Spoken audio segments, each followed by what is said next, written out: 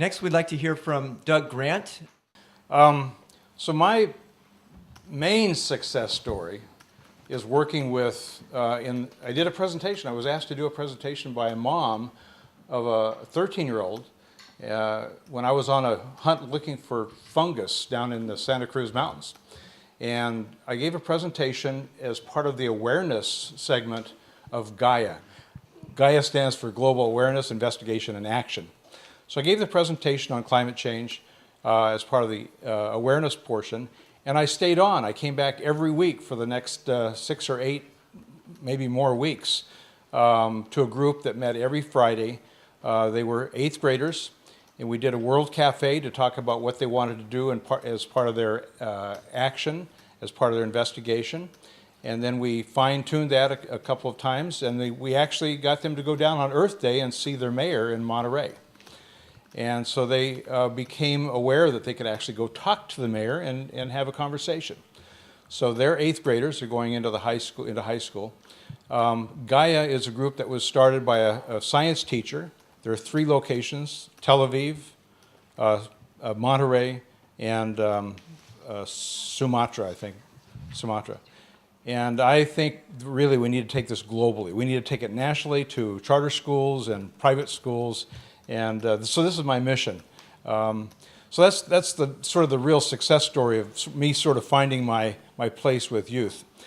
The other success story is there's a new movie that's going to be coming out on cable. We hope to get it everywhere. We hope to make it go viral. I work for the state of California, and the union that represents me is called the Professional Engineers in California Government. And they have put together a couple movies about supporting the engineering efforts and their constituents. I'm a paying member of the union. One of my section co-workers suggested I give the Climate 101 section of the movie they're putting together. They have put together, and it debuted last week. It's very positive. I really think it's the sequel to The Age of Stupid and An Inconvenient Truth. It's very positive. It talks about solutions. And I'd just like to show you the introduction, if we could cue that up right now.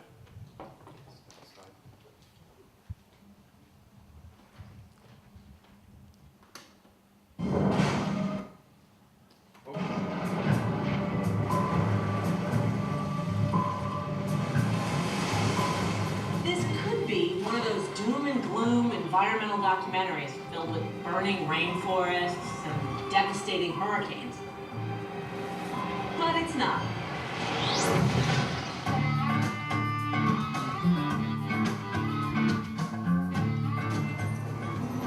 This could be one of those educational science videos where experts debate the causes of climate change from the safety of their offices high above the floodplain. Or even more experts arguing about whether global warming or climate change is the right way to talk about what's going on.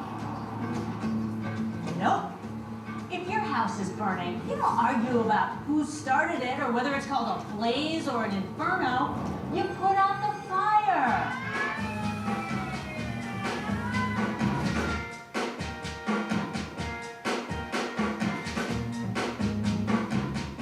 Okay, I gotta admit, it doesn't seem like my house is burning.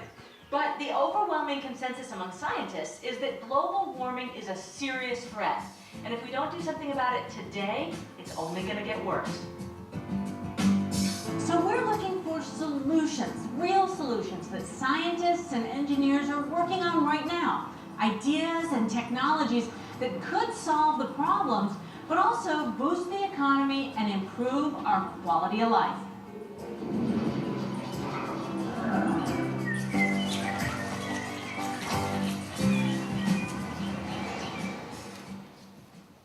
You've probably heard about carbon.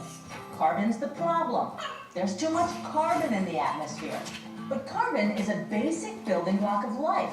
It's in plants and trees and animals, even in you. That's right, if someone squeezed all the water out of you, most of what would be left would be carbon. Since carbon is in just about every living thing, it's also in just about every dead thing that was once living. Like all those plants and animals that turned into oil, coal, and natural gas over millions of years. The fossil fuels. So what's the problem? Well, the problem is that when we burn those fossil fuels, what we get, in addition to a lot of energy, is carbon dioxide, or CO2. Just by burning oil, coal, and natural gas, we're putting in about 80 million tons of CO2 into the air every day. It's about 30 billion tons a year. The sun's rays Okay. But the message is that this movie has a lot of animations. I heard you laughing and giggling about the animations. It's throughout, and her little toddler is in there as a star throughout. It's a gripping story about solutions. They talk about wind and solar and geothermal and what's happening in Samso and what's happening in Ireland and the locks and tidal power. It's all the solutions you can imagine crammed into 57 minutes. Wow. And it's entertaining. And if we have another 2 minutes, I'd actually show the last 2 minutes, which is how it ends, which is on a very positive note, without going through all the detail. There's explanations of how everything works. And Worley does a great job. The Next Frontier, Engineering the Golden Age of Green. Oh, okay. Engineering the Golden Age of Green. The reason I got involved with this, one of my coworkers knew I gave climate project presentations and recommended me. I did an interview for about an hour, hour and a half. They powdered my nose and got the lighting and everything just right. And they distilled it down to about 2 minutes. So right after this little segment is the end. I talk a little bit more and that's the end. But there are about 15 or 20 other people from around the globe that are involved with this. And it's really well done. I forget about me being in it. I just think it's a great movie. Do you all want to watch the last 2 minutes? In my lifetime, we have succeeded in eliminating most of the air pollution that was making our cities gray and ugly and making it hard to breathe. And we did that by setting strong standards, by pursuing good technologies, technical solutions, and we achieved great results.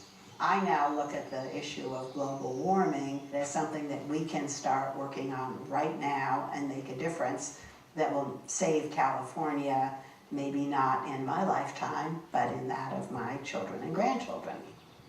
Most of the experts we spoke with agree. We need to invest in building the things we already know how to build. Electric cars, clean energy like solar and wind, and efficiency throughout the system. Government can take the lead by creating policies and supporting the development of these innovations. By creating and selling these clean energy solutions to the rest of the world, we can help prevent climate change globally while also boosting our economy here at home.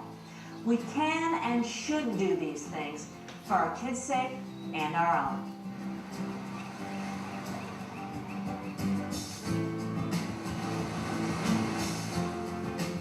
We came into World War II flying biplanes, and within 5 or 6 years, we had jet fighter planes. And so when we want to have a technological innovation and deploy something rapidly, if we feel there's enough of a threat, we can do it quickly.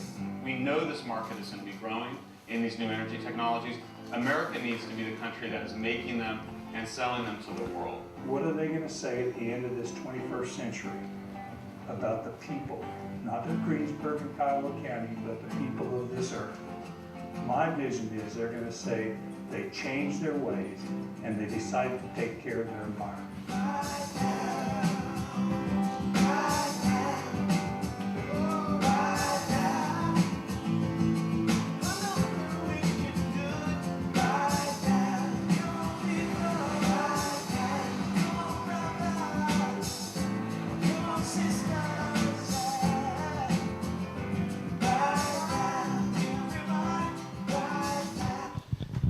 So that was really just an introduction, but it's really I think you get the point. It's very inspirational.